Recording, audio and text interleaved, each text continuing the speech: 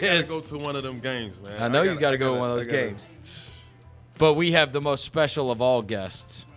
Yeah, I heard. He's back, Tony Allen. I saw him earlier. You guys can go ahead and embrace. Come on, we just started the show. Oh, I know guy. this. Look, he's here. He's here already, on time. That's Grizzly time for you, Look too, at man. this. Oh, Mike Conley's back in the building. Oh, my goodness gracious. How crazy is this? He's here. It's Liddy. Oh, my God. What's going on? Has this been odd the last, I guess you guys get here yesterday? Yeah, we got here like 5:15 or so it was later, but it was cool. And you stayed in a hotel in Memphis? I did. I stayed at the Westin, man. First time. Strange? Strange. Yeah, man. It You know feels it. strange for me Yeah, coming back. it's weird, but we back. So And we're then back home. last night, did you get to catch up with people? Because, I mean, this is now, right? First time, long time since I guess you packed up the house, Yeah. right, in the summer. Yep. Last time I was here was early September for the bowling bash. So Yep. outside of that, we've been gone and got to see the family and went out to eat and hung out a little bit, watched some football and some of the basketball games. So. And then going over to that arena for the first time today, not having Grizzly stuff on. Strange? Did it get emotional? You know, I ain't an emotional person, Okay, man, cool. but you know, it definitely started. Did you get emotional? Something. Man, yeah, I did. But, I mean, it's going to be different from Mike, so we'll see. No, I don't know, man. I'm worried. I'm worried because We got quivering lips from Tony. Yeah, When the video tribute the first time out. Yeah. I'm worried. You are? Yeah, I don't know how. I don't know what's gonna happen, honestly. So this morning when you went over there, obviously you guys canceled shoot around, so at least you didn't have to shoot around. Yeah, right for the first time. They helping the old guys' legs, man. I needed that this morning. So you didn't shoot around, but you went there and met with the media. Yeah.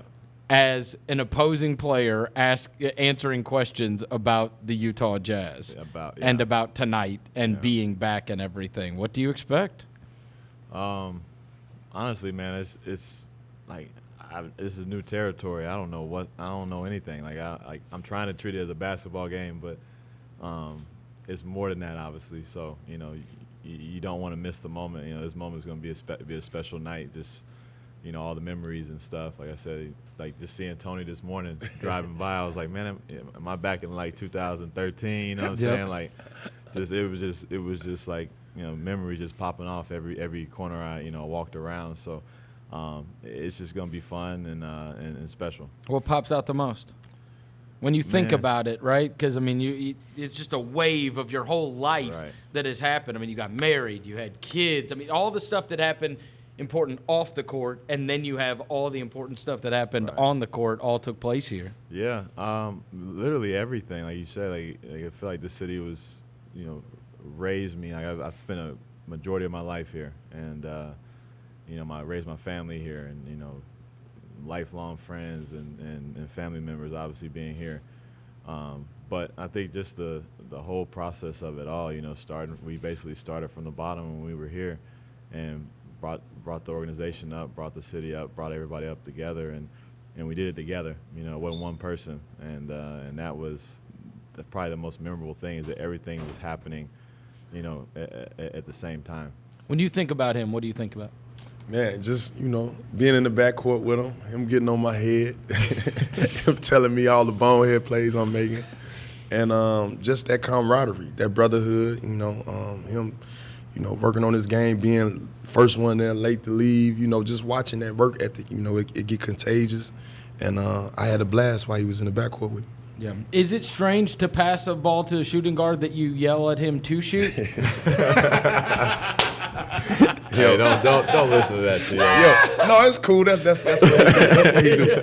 But for the most part, swing. And while I was playing, I embraced it.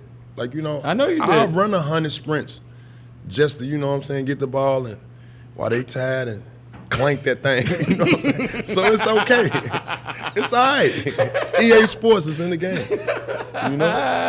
So you have an expectation of what it's going to be like to go to a different team, to play for a different team. What has it been like? I mean, versus what you thought it was going to be like? Man, obviously, I think it's been it's a transition. Either way you cut it, you think you're gonna prepare yourself as best you can, but it's a lot to get used to. A lot of differences and routines and stuff. Like I was telling somebody the other day, I lived 35 minutes from the arena here every day. Now I live 10 minutes from the practice facility and the arena down in Salt Lake. So like just those like it seems like a small thing, but there's a lot of things you did in that 30 minutes that you don't get to do anymore, and it just changes the way the game days are approached and stuff like that. But but as far as like the organization, they've done a great job of just making it as seamless as possible. The teammates have done a great job of supporting me, even through ups and downs early in the season. So it's just been fun. How much different is it basketball-wise? Because you were run the team guy, and then you had to be the best player on the team guy for the Grizzlies, and now you go and you guys have shooters and you got ball handlers all over. So just the basketball adjustment of it all. Man, it's fun. It's a challenge. It was a challenge early, especially just trying to get used to understanding how to play with these guys. Donovan handles the ball, and Bogdanovich can score the ball. Rudy plays a different way than Mark did, as far as being above the rim and things that he does. Royce down to playing with Jeff again, just guys that you're getting acclimated with, and then the system, just playing in a different system, and our system allows the ball to move and a lot of guys to touch it, so just trying to get used to all that. Did you lean on Mark for what it was going to be like? Yeah, I hit him up. He's been texting me a lot. He texted me last night.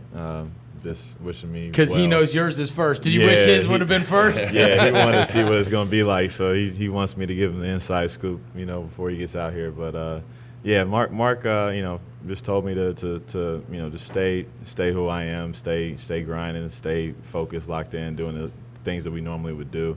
And eventually everything just will fall into place. I think it's very different with a lot of players that go back to cities versus what you guys went through, because Mark still, even when he's talking to TA, it's like he wants the Grizzlies to do well, and he wants it to be in a good spot and to win, and like wishes good things for it because he's so proud of what you guys built here. There's no built-in resent for it. So how much do you get to are you keeping tabs on it? What is it like to be in an organization for so long? Now you've got your own thing and you're totally committed to it. Yeah. But on the other hand, you want the Grizzlies to do well also. Right. It's unique. I still get notifications every time it says Grizzlies are about to play soon. Really? I'm getting prepared. You haven't turned that off? I haven't turned it off yet. It's the Grizzlies about to play. He still love this place. Halftime is 64, 67, whatever it is. I'm just like, man, I just can't leave it. It's like I'm sure Tony feels the same way. It almost feels like I know the organization was here long before us, but it felt like it started when we got here and we built this thing up, and so we feel invested in a way. So it's just part of us. How much have you kept up? You watch Morant? Yeah, I've watched him a lot. What'd you think? He's fun to watch, man. Fun to watch. I'm excited to play against him because just seeing how talented he is and all the things he can do. It'll be fun. How resentful are you that they signed Tyus Jones in the offseason and got us a backup point guard? We spent how many years going through? I think we went through like 27. I counted it one day. 27 backup point guards through your time here. Hey. And then we go get Tyus Jones in free agency, who's like a totally solid backup point guard. He's been great. He's been great. And it's been I think the Grizzlies have done a good overall job of, putting this lineup together, the guys they have and guys they got acquisitions from, trades and all that. They've done a great job of just building a team. I think they can do something, not just obviously this year, but going forward. Your Utah team, you've gotten off to a good start, and you guys have not played all that well, and yet still have this record where you look and you're top 4 seed in the Western Conference, even through the first 11 games of the season. What has gone right? Why have you been able to rack up wins? Even though, despite when you look at the numbers, it's like, geez, man, they haven't even all played that great yet. Right. Well, defense. Honestly.